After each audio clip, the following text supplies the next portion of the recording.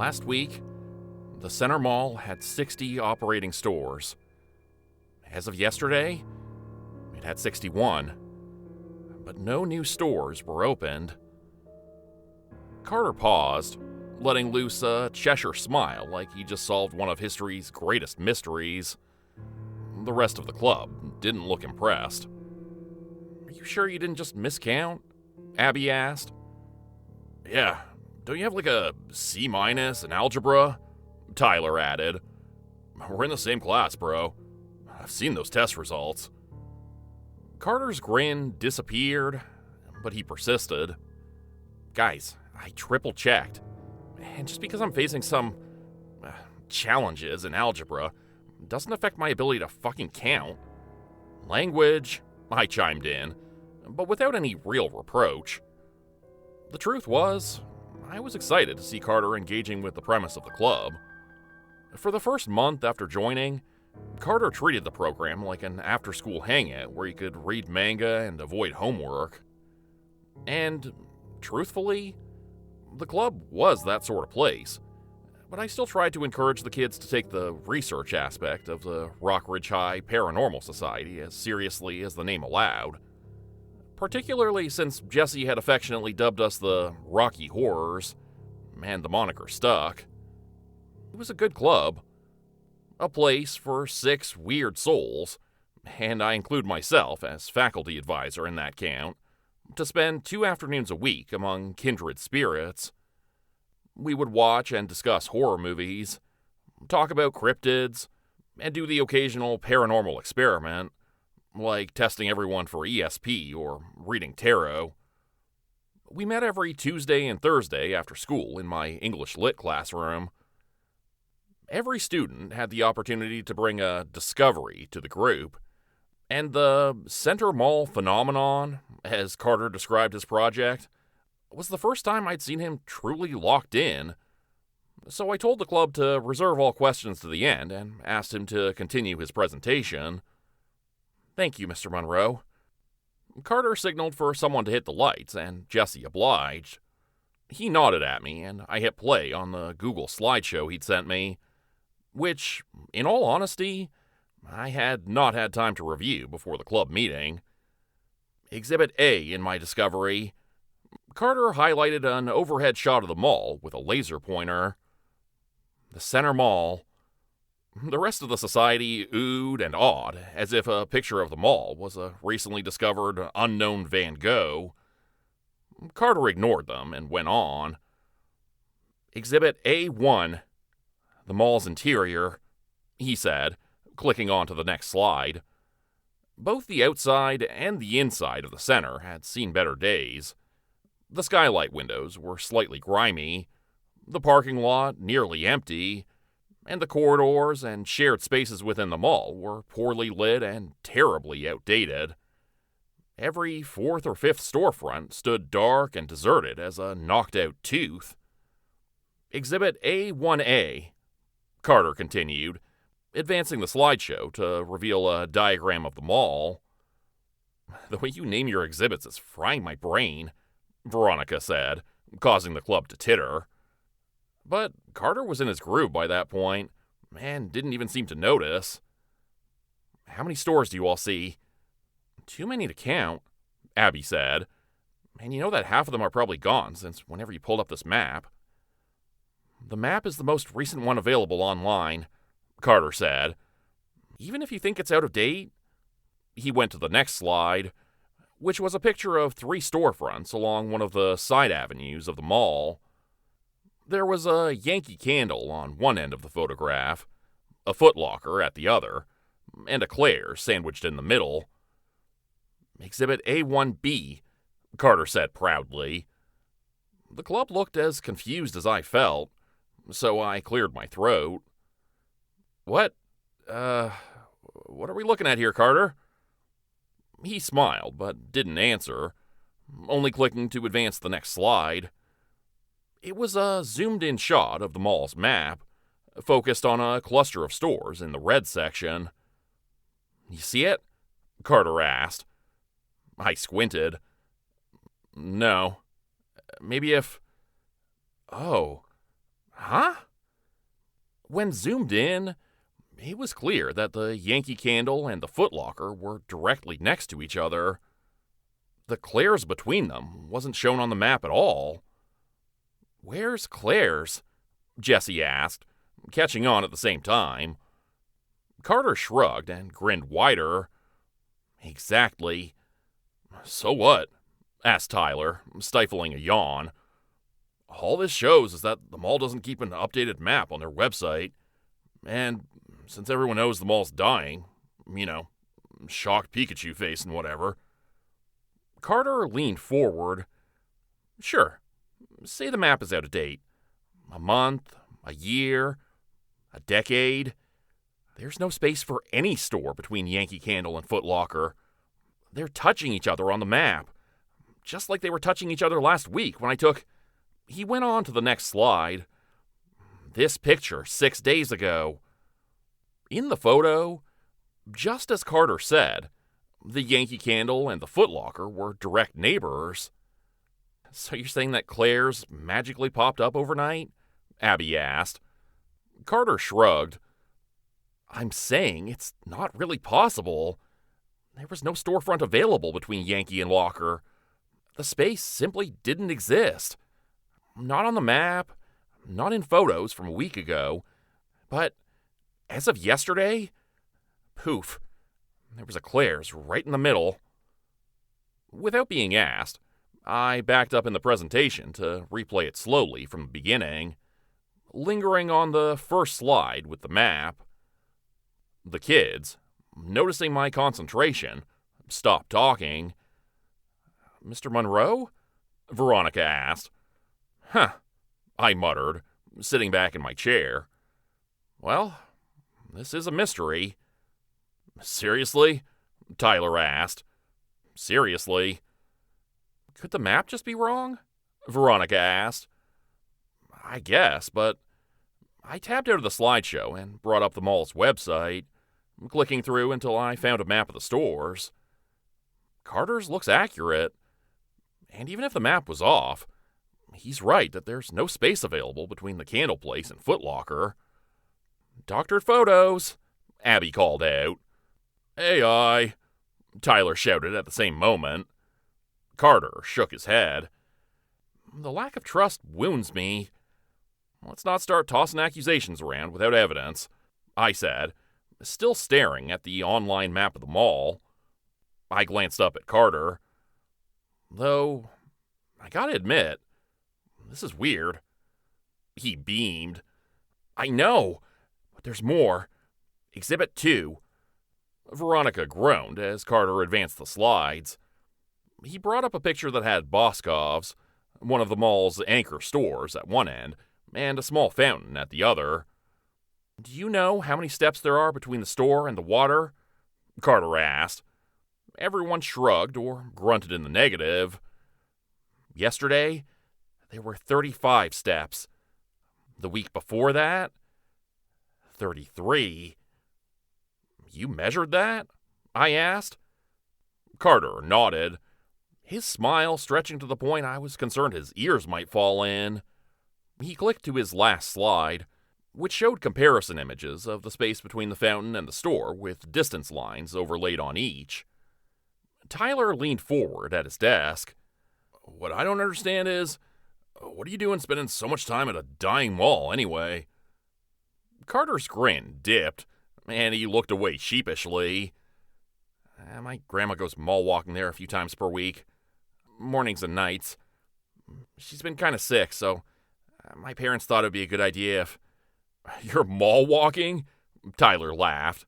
"Like with a windbreaker and orthopedic shoes and all that?" Jesse glared at him. I think it's sweet that he wants to spend time with his sick grandmother. "It is," I agreed. "Carter, please, go ahead.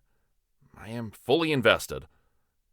I said it lightly, but the truth was, his presentation was fascinating. Despite being the chair of Rocky Horror, I wasn't exactly a true believer when it came to paranormal phenomena. I approached life with the ingrained skepticism of a former 90s kid who grew up in the age of new and deceptive internet. I'd been tricked by too many Blair Witches and alien autopsies to ever accept anything supernatural, no matter how convincing it looked. And now that AI was everywhere, the most likely explanation, I figured, was that Carter was messing with the class. Maybe he photoshopped in the glares. The changing distance around the fountain, he could have just completely made up. If he was being honest, though, then there was a good chance he made a mistake somewhere in the process. Miscounted steps, or maybe the mall's online map was wildly out of date. The center was a notorious mess, particularly over the last decade. While my visits to the mall were rare, less than a handful each year, every time I went, the place seemed shabbier, gloomier, and stranger.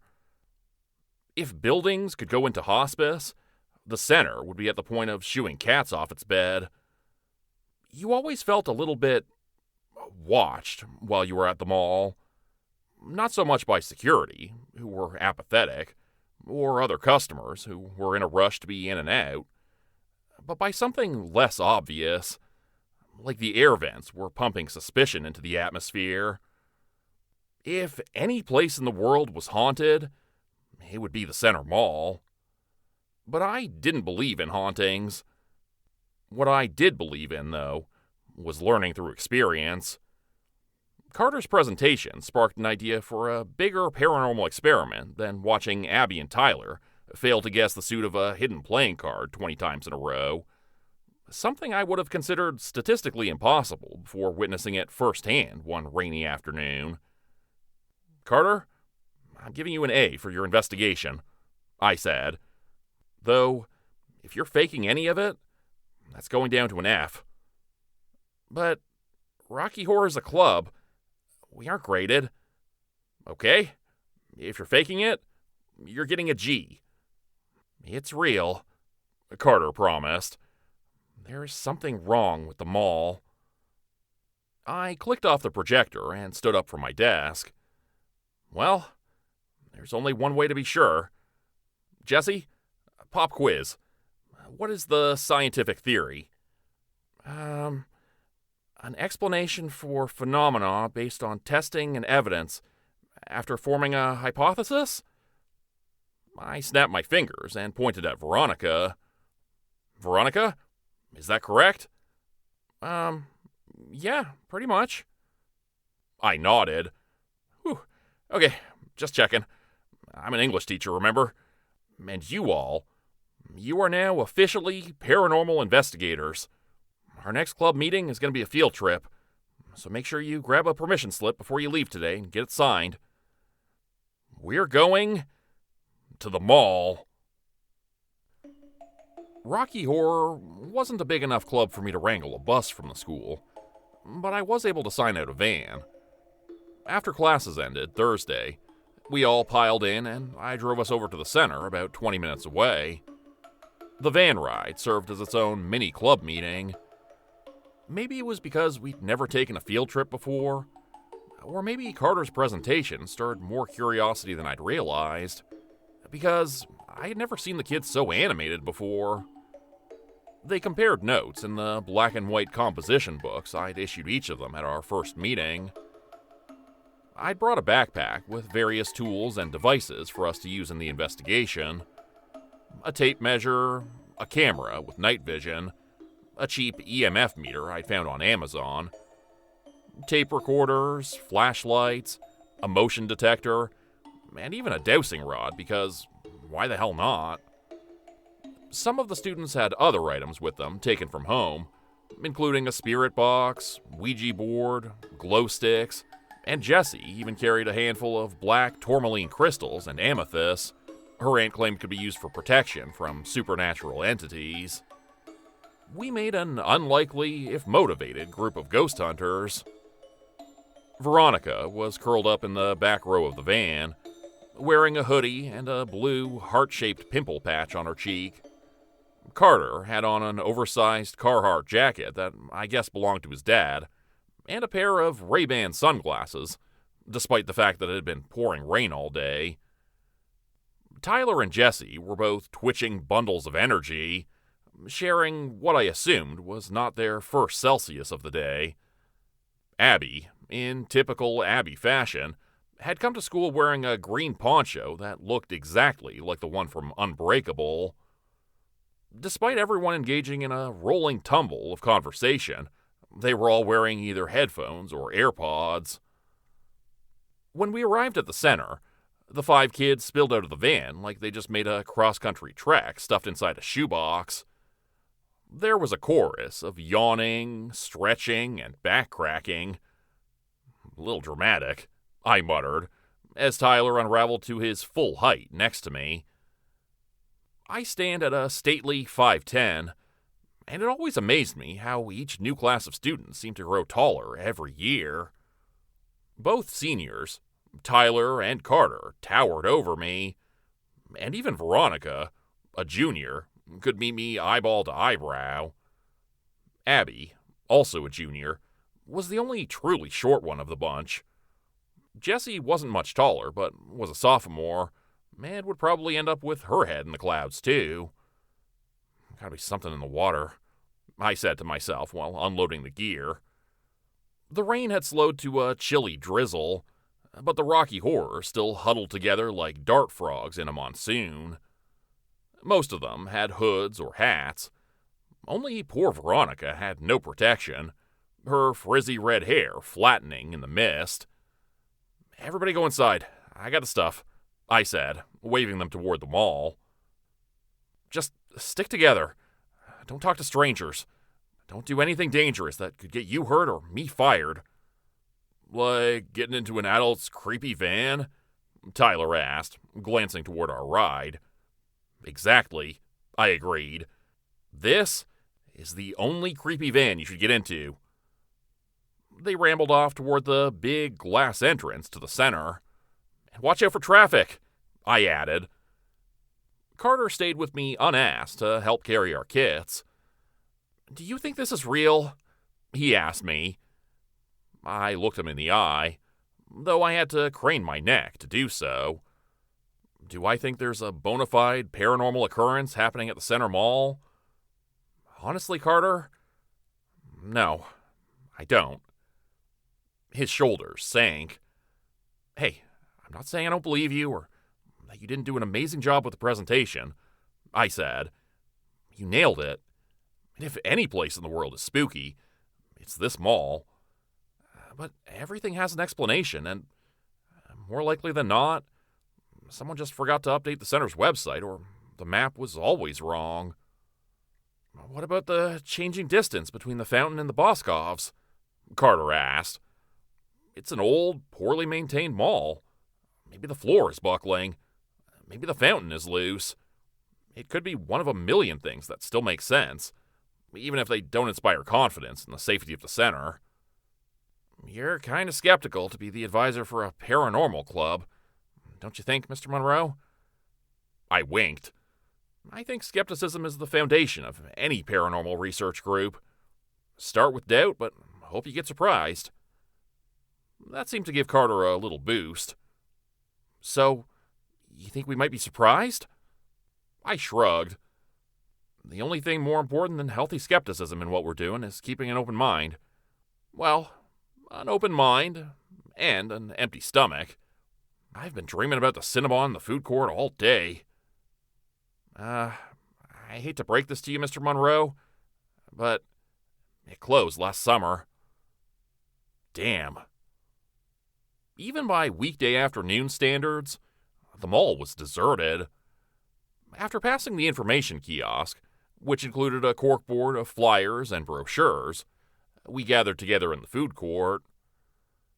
Tyler pointed out, sounding almost disappointed, that for a supposedly haunted mall, the message board only had 1 or 2 missing posters. The food court was nearly as empty as the board. Half of the shops in the court were either closed for the day or vacant shells.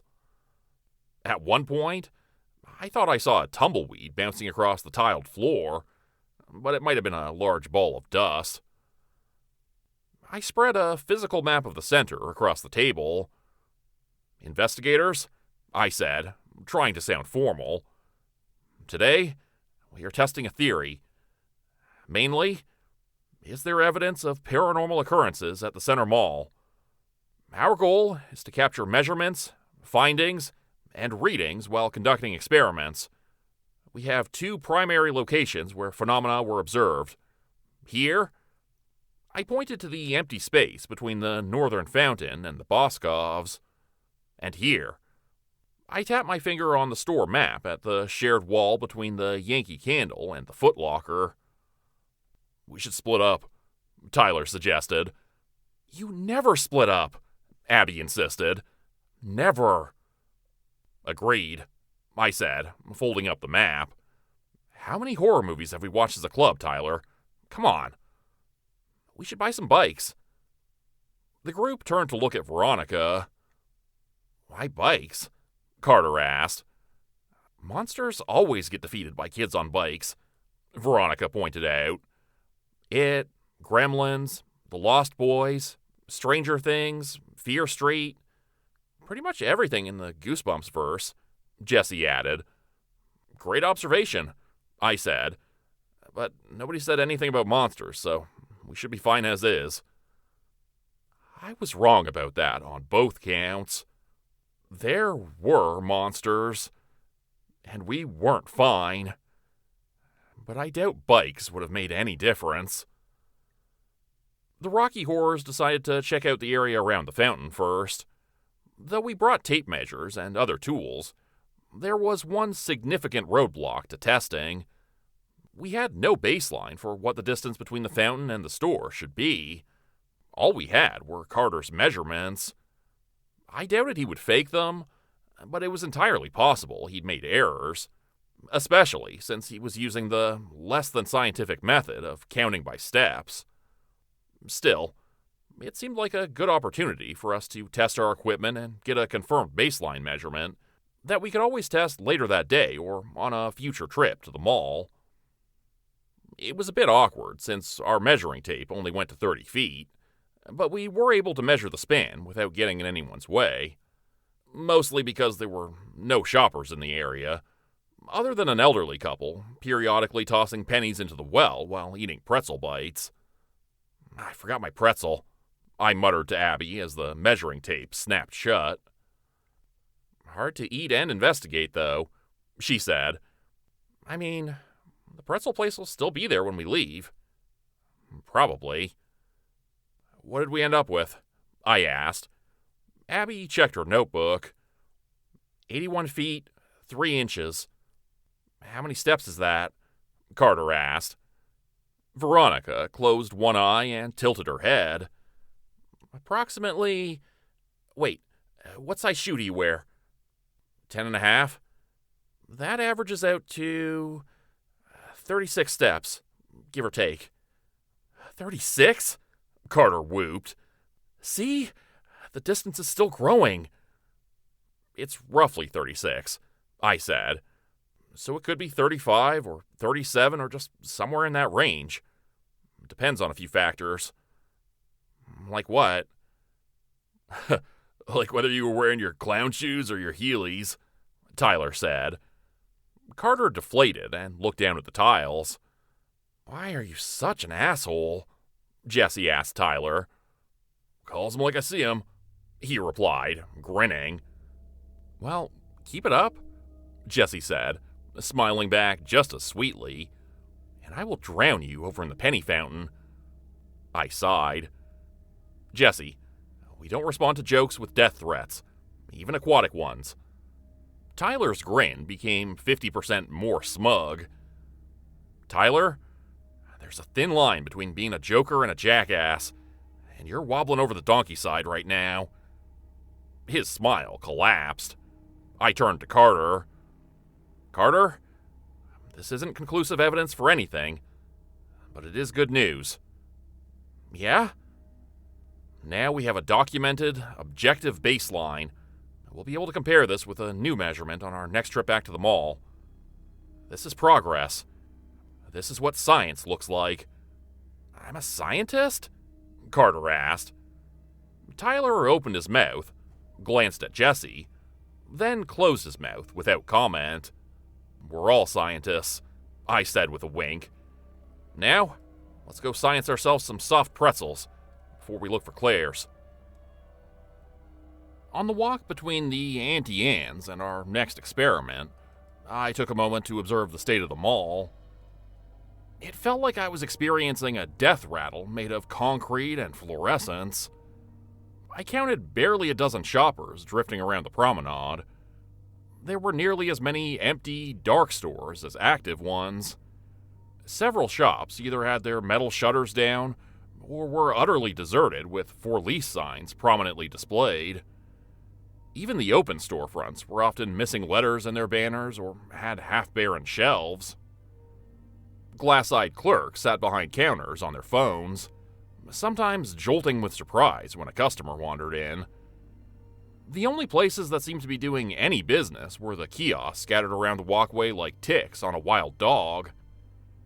They sold phone cases and costume jewelry, novelty calendars, and knockoff electronics. It felt like the center was dying, abandoned and choking on junk. Not exactly a dignified end. The skylights stained the sunshine, and the fountains all looked like they were one more mist-cleaning away from devolving into primordial soup. This place kind of sucks now, Abby said, summarizing my thoughts. It's always sucked, Tyler said. I finished my bite of pretzel. Not always. When I was the same age as you guys, this was the spot. You know, the movie theater and the food court made good dates. You could wander around the place, kill a Saturday afternoon with friends, grab some CDs from FYE, some books from Barnes & Noble, maybe some random junk from Spencer's. Before that, when I was a kid, it was even better. KB Toys, Santa at Christmas, Chuck E. Cheese, and leave with Dairy Queen or Orange Julius. Heck, there was even a pet store here at one point that let you play with the puppies. I stopped walking when I realized all the Rocky Horrors were staring at me. They stopped with me. What? I asked. Why are you looking at me like my head just started spinning? Just how old are you, Mr. Monroe? Carter asked. 37. Why? The kids shared a concerned look. Should you be eating pretzels? Jessie asked. Isn't that, too spicy for you? Veronica pointed toward a bench. If this is too much walking for you, we can take a break. I groaned. Tyler shook his head at the rest of the club. Too much, guys. Too much, he said. Thank you, Tyler. Elder abuse is not funny, Tyler added. I'm going to remember this when it comes time for college recommendation letters, I said, earning a satisfying chorus of chirping apologies. I started walking again with an unconcealed smirk, which lasted until we got to the escalator that would take us to our destination on the second floor. Both escalators were out of order and closed to the public, a yellow X of tape across each entrance. I immediately thought of the Mitch Hedberg joke about even broken escalators still working as stairs, but I kept it to myself. I'd already dated myself enough in front of the kids. Guess we're taking the elevator, I said, leading the way. Everyone except for Jess followed. What's wrong? I asked her when I noticed her discomfort. I don't love tight spaces, she said, looking longingly at the escalators. There are fire stairs somewhere, right? Could we take those? Carter pointed. Yeah, stairs are over there. Okay, guys, I said. We're getting some steps today. Sorry, Jessie said. No need to apologize, I said. Given the condition of the rest of the mall, I feel better taking the stairs too. And that was true, until we actually got to the door leading to the stairwell. Think there's an alarm? Tyler asked. We opened the door and woo, woo, woo. I looked through the door's window into pitch black nothing. Doesn't matter. Looks like the lights are out. Abby winced. I'm not a big fan of the dark. Who is? Carter muttered. If you guys were in charge, we never would have made it to space, Tyler said. But he didn't look all that eager to try the stairs either. We're not climbing a flight of stairs in the dark, I said, then turned to Jesse. Sorry. I can stay with you on the first floor while the rest of the club checks out the stores. Jessie's jaw was clenched, but she shook her head. No, it's okay. I can take the elevator. You sure? I asked. She nodded.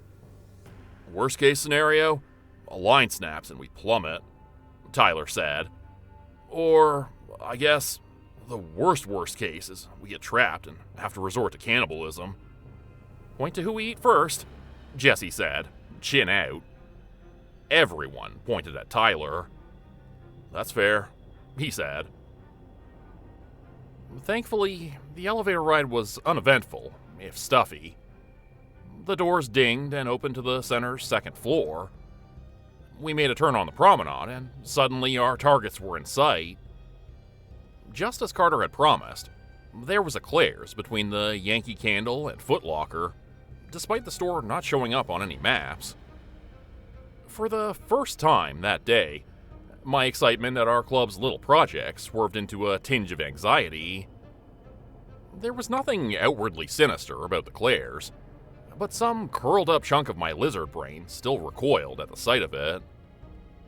There was something off with the store that I couldn't understand or articulate, at least not at first. I glanced around the group and noticed that the Rocky Horror seemed to share my discomfort. Does it look uneven?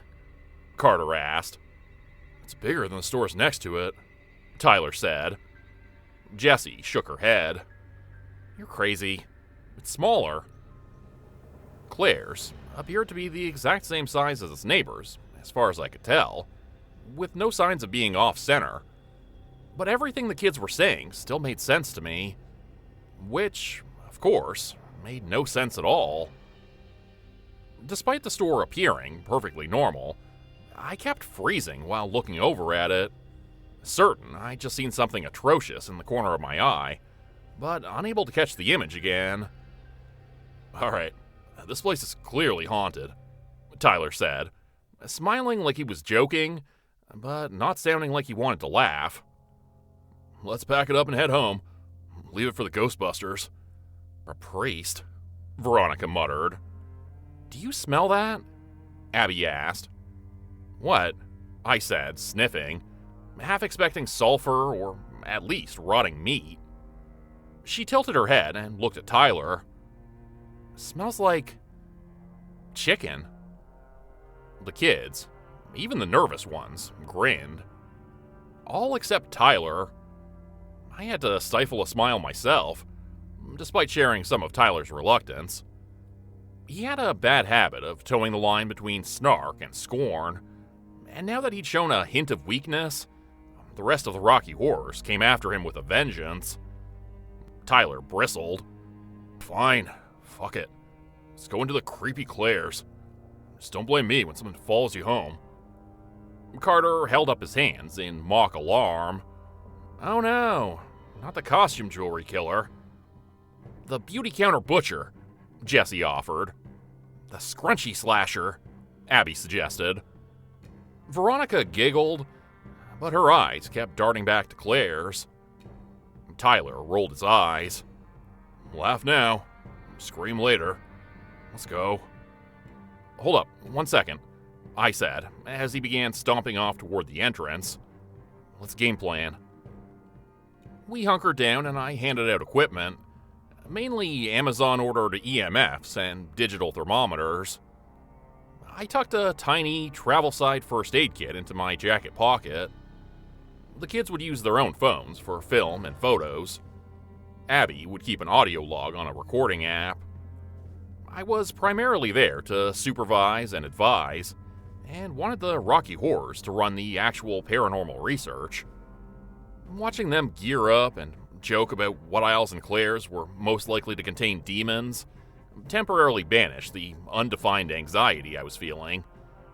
I was proud of those kids.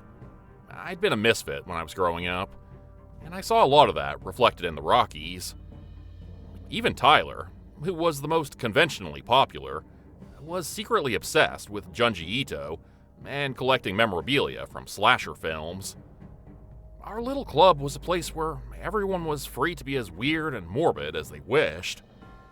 It was the kind of sanctuary I wished I'd had as a kid, and I was thrilled to see the kids diving headfirst into our experiment. Still, I couldn't shake the feeling that this wasn't just a chance to wave plastic EMFs and debate which corner of Claire's had the coldest cold spots. When we finally approached the entrance, I felt my pulse accelerate. There were 3 child-sized mannequins in the display window, wearing novelty t-shirts, cheap sunglasses, and straw sun hats. Something about the way they were posed bothered me. One had both its hands out, almost like it was reaching for the glass. Another was slightly crouched, its knees bent. The third was half turned away from the window, its head tilted like it was listening to someone from within the store. Weird, Jessie said, nodding at the mannequins and snapping a picture with her phone. Check under your beds tonight, Tyler whispered. Jessie stuck out her tongue and the Rockies filed into the store. I shot one last look at the mannequins to confirm they hadn't done anything creepy like moved or changed outfits. Then I followed my club into the Claire's.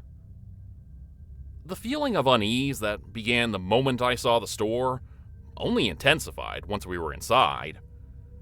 Just like with the exterior view, there was nothing obviously malevolent about the interior of the Claire's. The sprinklers didn't leak blood, the aisles weren't arranged into a hedge maze, and none of the various mannequins scattered about the store moved after we passed by. I'm certain of that because I kept checking. The only objectively peculiar thing about Claire's was that we were the only people in the shop.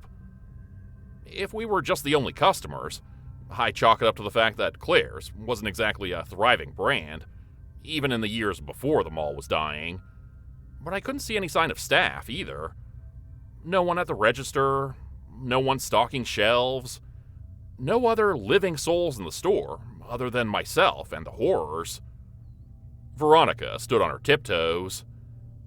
Is the store open? Are we allowed to be in here? Tyler shrugged. If no one stops you, legally, we can go anywhere. That's not true, and please never live your life by that philosophy, I told the group. Legally? Tyler said in a loud whisper. Mr. Monroe has to say that. Legally. Stop saying legally, Jessie whispered back. Why are we whispering? Carter whispered. We're the only ones here. Focus up, folks, I said, not in a whisper. We're here to do some science. Abby, can you give me a baseline EMF reading? Yep. Let's see. No reading. Oh, wait. She fiddled with the meter. Wasn't on. Okay, 1 second. Yeah, still nothing. Carter, can you give us a temperature check? I asked. A balmy 77 degrees. Oh, Captain, my Captain. I clapped my hands together. All right, horrors. We have baselines. Now to gather some additional data. Let's split up, Tyler suggested. No, everyone else responded together. Despite our best efforts, there was a little natural separation as we drifted throughout the store.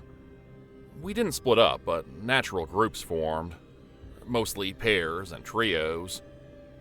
However, other than Abby, everyone was tall enough to be spotted above the aisles in the small store. So I stuck next to her while she recorded a video with voiceover. Tyler and Jessie went to take readings in the clothing section, while Carter and Veronica swept a UV light around the jewelry counter. I did a quick head count every minute or so of the hats and hoodies.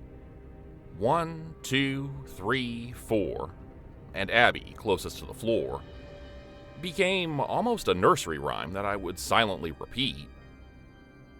While the empty Claire's still left me feeling anxious, the store itself was so small and aggressively bland that my worries began to lift, only to be replaced by the fear that our experiment might ultimately prove to be kind of boring for the kids.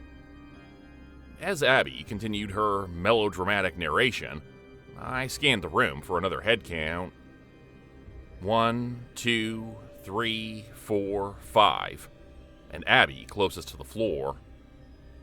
I trailed off, confused that my nursery rhyme didn't rhyme.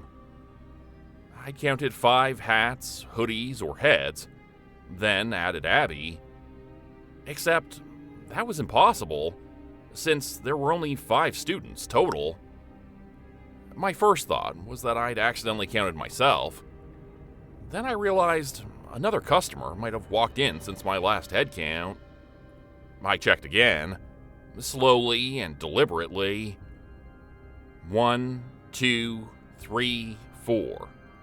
And Abby. The count lined up correctly again. 5 students plus myself for a total of 6 Rocky Horrors in the store. I decided that I must have double counted one of the kids previously, but the anxiety was creeping back in. "Hey, horrors, let's all gather up for a second near the register," I called out.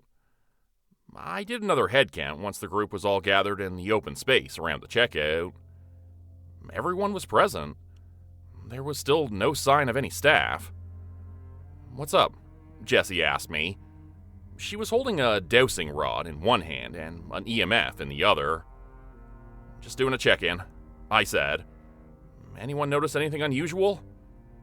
"One thing," Tyler said, facing away from the group. "What?" I asked. He pointed toward the front of the store. We all turned.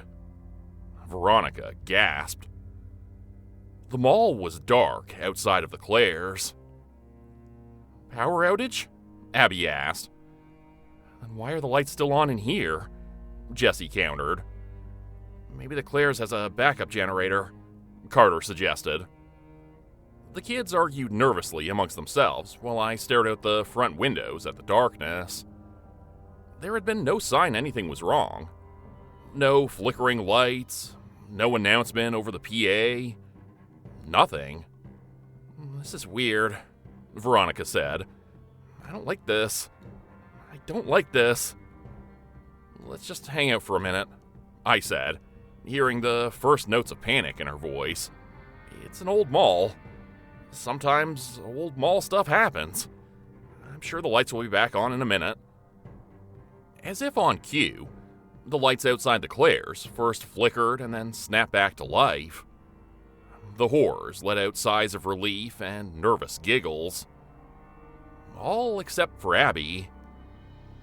"Does the light look weird to you guys?" she asked. I frowned. The light outside the store did seem different than when we came in. Brighter, harsher, like the fluorescents were working overtime. "Maybe there was a power surge?" I guessed. Inspiration struck. "Hey, or maybe it's another quirk of the center mall. One that we can test." Several of the kids grinned and rushed for the door. Veronica hesitated, blushing when I raised an eyebrow at her. "What if the lights go out again?" I held up my phone. "Let's get our flashlights ready just in case." But I bet it was only a quick blip. Veronica smiled and nodded, but stuck close to my side as we walked out of the store. The rest of the Rocky Horrors were standing in a cluster outside of the Claire's. The looks on their faces caused me to stop short. "What's wrong?" I asked. Carter just pointed behind us, back at the Claire's. I turned and sucked in a breath. The mannequins in the display window were missing. "No fucking way," Tyler whispered. "Absolutely not okay with this." "Mr. Monroe?" Jessie asked. She was by herself, a few feet away from the group. What happened to the other stores? Distracted by the disappearing models, I hadn't taken a look around the mall. A quick glance to either side of the Claire's revealed that not only were the Yankee Candle and Foot Locker stores gone, every store along that part of the promenade, other than Claire's, was shuttered. That's not possible, I whispered, unfortunately loudly enough for the horrors to overhear. What's going on? Abby asked, her voice scratched with pre-panic. Tyler heard it too and spoke softly to Abby. It's okay. We, maybe got turned around. Went out the back of the store. He looked at me for an opinion on the theory. Yeah, sure. That's possible, I said, not believing it for a moment, but having no other explanation for a dozen stores disappearing in less than 15 minutes. We all jumped at the loud ding of the elevator arriving on the second floor. Thank God that still works, Jessie said. The elevator was only a short walk around the corner. Let's head back down to the first floor and regroup, I said, eager to get away from the shuttered stores and especially the goddamn Claire's, which continued to give me the heebie-jeebies.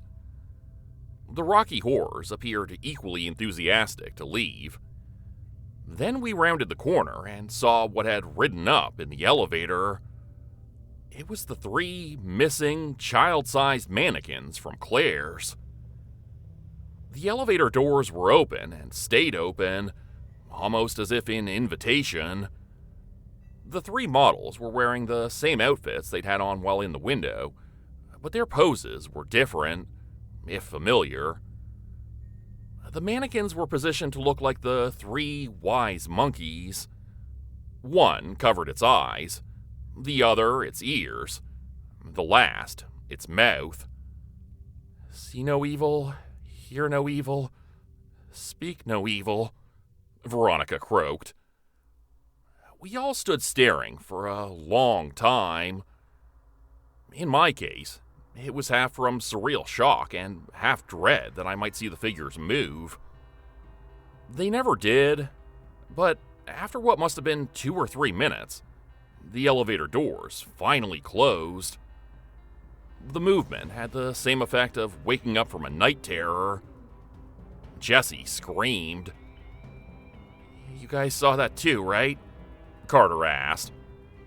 I knew we shouldn't have gone into that fucking demonic-ass motherfucking Claire's, Tyler added. Everyone calm down, I said. Let's take a breath and... Mr. Monroe, Tyler interrupted. No offense, but if you say regroup, I'm gonna throw myself down the escalator. Tyler? Great idea, I said. What? Not the injuring yourself part, but taking the escalator. Let's all go downstairs and recollect ourselves. Then can we get the fuck out of this mall? Jessie asked. Yes, I promised. We will get the fuck out of this mall. Hey guys, Carter asked, holding his cell phone up in the air. Is anyone else having issues with service? We all checked. None of us could find even the hint of a signal. Fuck, Tyler said. Thankfully, nothing unusual awaited us at the escalator. They even appeared to be operating, unlike prior to us visiting Claire's. I was doing my best to keep the kids calm while trying to wrap my head around whatever the hell was going on. Nothing, since the brief blackout, made any logical sense. The mannequins in the elevator I could possibly chalk up to a prank.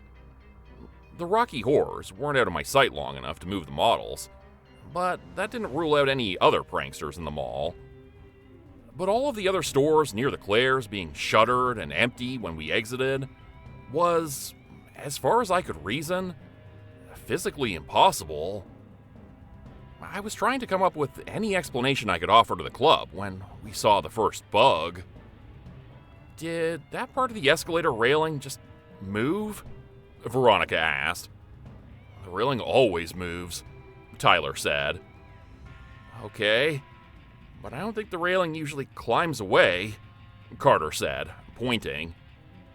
A dark shape, about a yard long and as thick as a fire hose, had skittered from the escalator up the wall, stopping 10 feet above us. It was hard to tell from the distance and in the new, strained light, but the creature reminded me of a millipede, only much, much larger, and with a hard, black shell. I felt Tyler bump into my side. He was staring at the insect, mouth working silently. I'd never seen him so pale. "No," he whispered. "No, no, no, no." The creature repositioned slightly, dozens of sharp legs clicking against the wall. It hissed. Someone screamed, but I couldn't tear my eyes away from the thing long enough to see who. As if bothered by the sound, the giant bug shot across the wall until it disappeared around a corner. It was much faster than anything that big should have been. We all stared after it in shock until I finally managed to take a deep breath. "Stay together," I told the Rocky Horrors. "We are getting out of here." I took a step and froze when Tyler shouted, "Wait!" "What?" I asked, scanning the walls and ceiling. "It came from the escalator," Tyler said. "It blended in with the handrail. There could be more." "We have to go down to get out," I said. "We'll be careful." "There could be more," Tyler said through gritted teeth. "Scared of bugs?" Jessie asked. "I'll protect you." She smiled, trying to tease, but her smile was brittle, and I was confident none of us wanted to be up close and personal with any of the millipedes. I scanned the area as carefully as I could. The way the second floor of the mall was positioned, it was difficult to get a good view of anything below us other than where the escalators led out. No sign of anything, and I'm going first, I promised Tyler. The only way out is down, and I don't know about you guys, but I'm ready to call our experiment a terrible success. No chuckles, but I got a few grins. "Stay together. Follow me."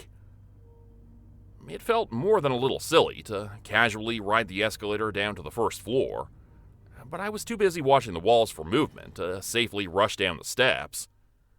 The Rocky Horrors came down behind me in a single-file line. "Maybe we time-traveled into the past when we went through the Claires," Carter suggested. "What?" Abby asked. "The giant bugs," Carter said. "Those used to exist, like prehistorically, in the Jurassic or whatever." "And the creepy mannequins?" Veronica countered. Carter shrugged. "I mean, I'm not a historian." I stopped listening to the conversation when I stepped off the escalator and got a good look at the center's ground floor. "Shit," I whispered, hoping I was quiet enough that the kids didn't hear me. It didn't matter either way. Their conversation faded into silence as the group came off the escalator. Just like the second floor, all of the stores on the promenade were shuttered. There were no signs or branding around any of the spaces. I imagined it's what the mall would have looked like in its earliest days before it was open to the public.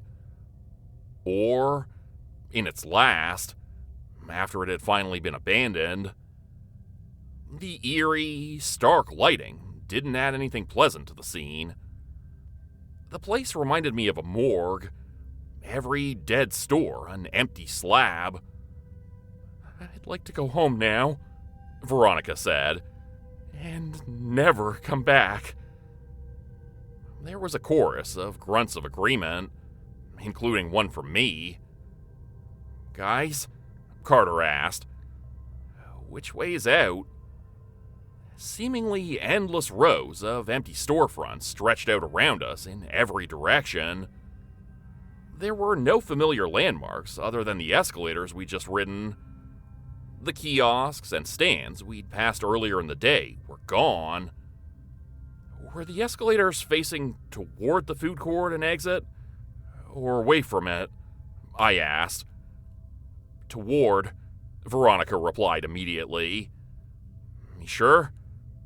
She began to nod, looked around at blank shutters and gray walls, and turned the gesture into a half shrug.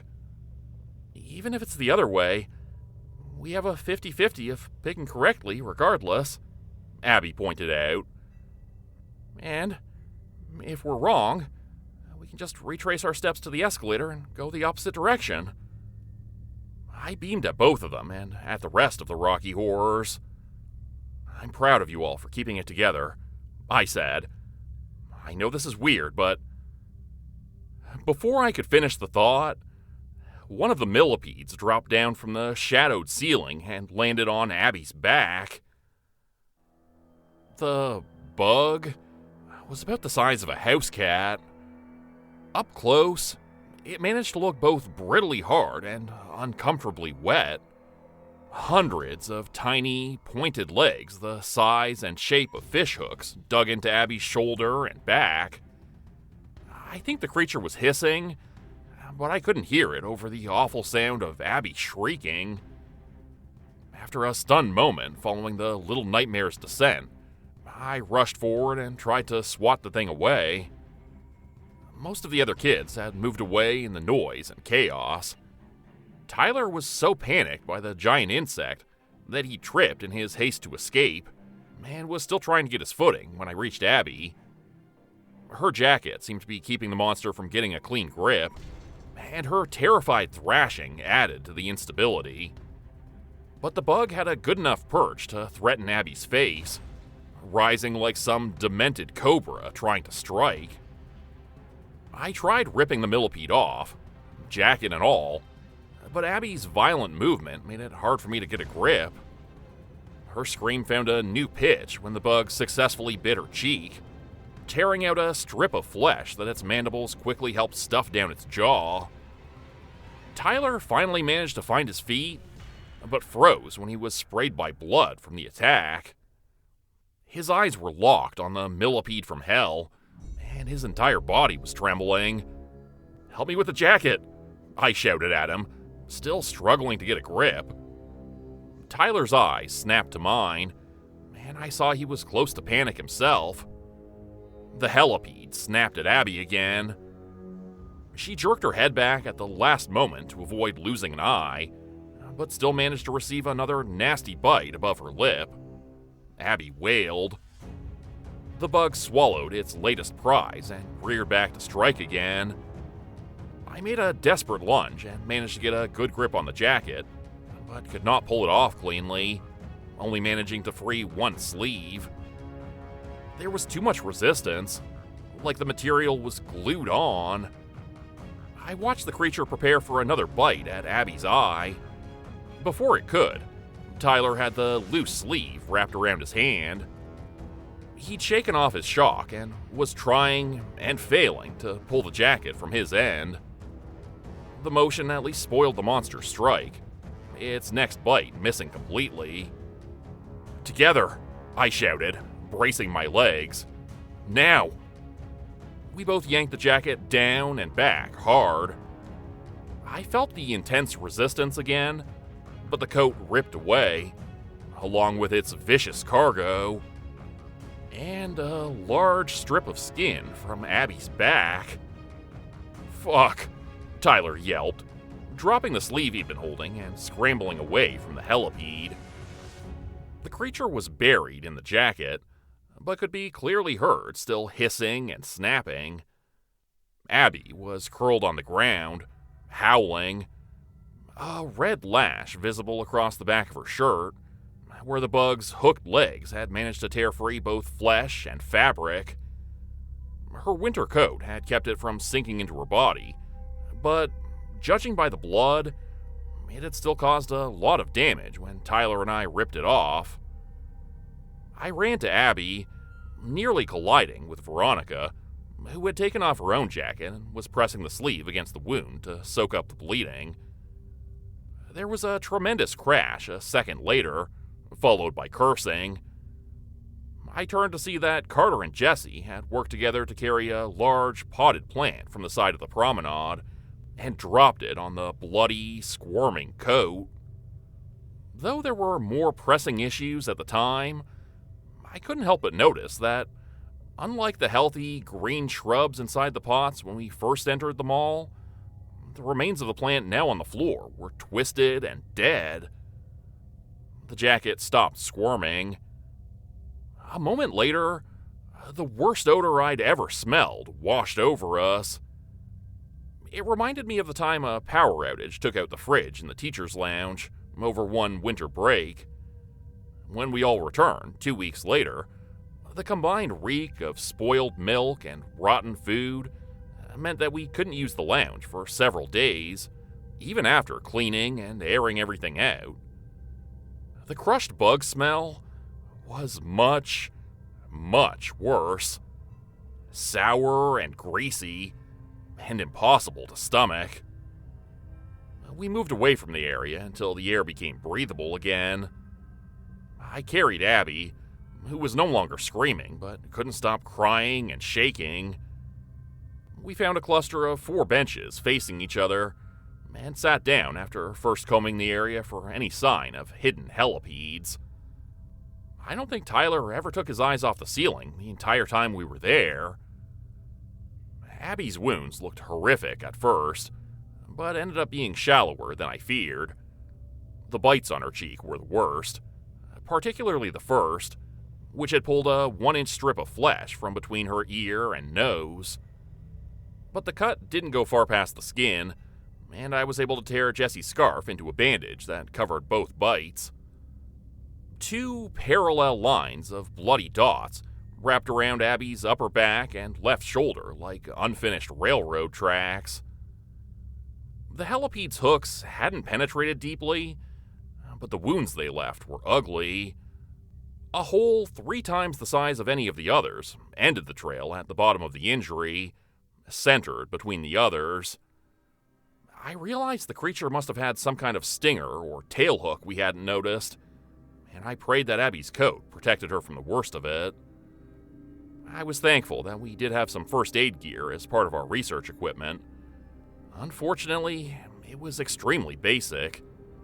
A plastic kit containing Band-Aids, disinfectant wipes, burn and sting relief gels, a limited amount of gauze, and not much else. We were at least able to disinfect Abby's back and face, apply some sting relief gel, and press Band-Aids over the holes in her back. Jesse cleaned and wrapped the bites on Abby's face with the gauze. Even using the first aid kit's single trauma pad under the gauze didn't stop the bleeding completely, the white bandage slowly staining red around Abby's cheek.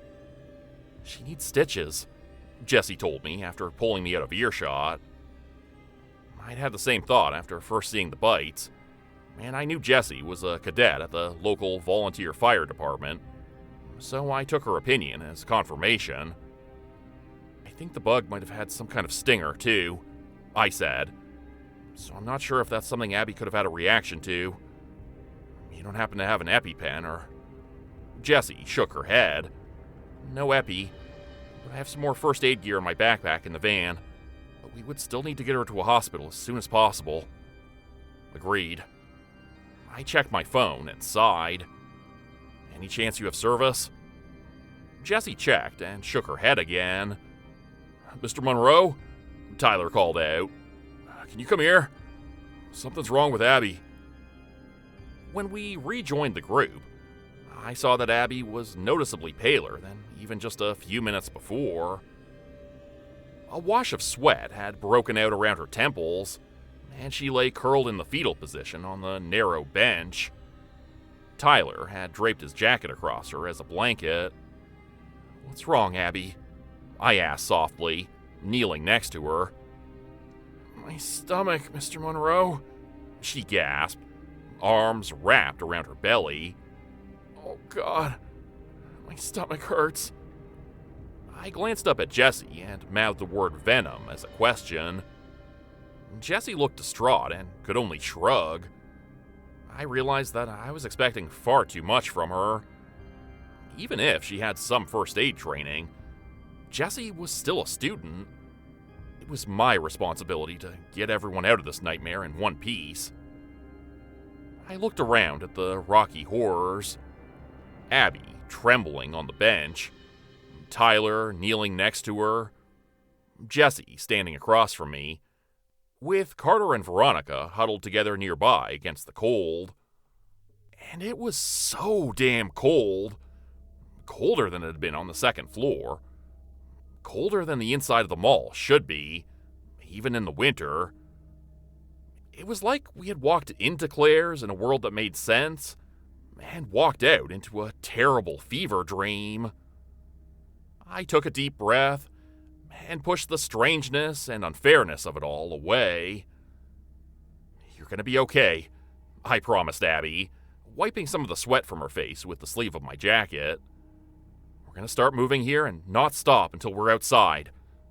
I'm gonna carry you." "Mr. Monroe?" Abby asked, wincing and clutching at her stomach. "Yeah?" "This has to be the second worst field trip I've ever been on." I smiled. Which was the worst? Abby did her best to smile back. "I'll tell you when we get out of here." I stood up and peeled off my jacket. "All right, folks. We're moving double time and not stopping until we're back in the van. Carter, Veronica, you two take point. Keep an eye in front of us. Jessie, you're rear guard. Tyler?" I tossed him my jacket. He was shivering in nothing but a t-shirt, since donating his coat as Abby's blanket. "You're our eyes on the sky. Keep watch on the ceiling." He nodded and tried to hand back my jacket. "I'm okay. I've got a sweater on, Tyler. You're wearing an Offspring t-shirt. Put on the jacket, and let's go."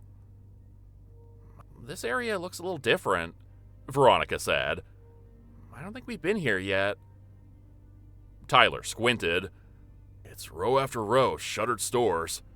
Gray tile floors, nothing else. It looks identical to every other thing we've seen for the past 20 minutes. I hated to agree with Tyler on the point, but he was right. Since fleeing the helipede near the escalators, we'd been walking straight in the direction I hoped would take us back to the food court and the mall's exit. But it had been at least 15 minutes, possibly closer to half an hour, and there was no sign of an exit or even a change of scenery beyond the endless corridor of deserted stores. We couldn't figure out the exact time, since none of us was wearing a watch, and each of our phones, none of which had a signal, showed a different time of day. I was still carrying Abby, who was holding onto my neck and shivering uncontrollably. After 5 more minutes of walking, with no change to the scenery, I had us reverse course and retrace our steps. "The food court must be on the other side of the escalators," I said, trying to breathe steadily. While Abby was the smallest of the Rocky Horrors and quite light, carrying her for so long was starting to catch up to me. Carter and Tyler seemed to notice my strain around the same time. "We can help with Abby," Carter offered. "Rotate and all," Tyler added. I shook my head. "Thanks, guys. I'm okay for now." "I'm also willing to take a turn," Jessie chimed in. She wasn't much larger than Abby, but did seem to have ant-like strength for her size. Veronica cleared her throat. "I don't think I can carry Abby, but maybe I could, roll her along if we pass a skateboard." We all laughed. It felt good. It felt normal. It was the last, almost okay moment before everything went to hell. Thanks for watching this first installment of this new series by Travis Brown. I hope you'll join me for the finale. Thursday, March 12th at 4 p.m. Eastern Standard Time, and we'll be concluding the series then. Thanks for watching. Hope you have a great night.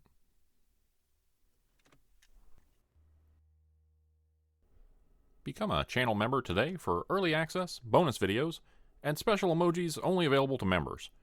Check out the description below or click the join button for more info. If you'd like another way to help support the channel, please consider joining my Patreon page at patreon.com/Jordan Grupe Horror. As a patron, you'll get access to bonus videos and content. You'll be credited at the end of every video going forward, and if you decide to stay for 3 months, I'll name a character after you which will be featured in a Hollow's End story. Links to join the Patreon are in the description.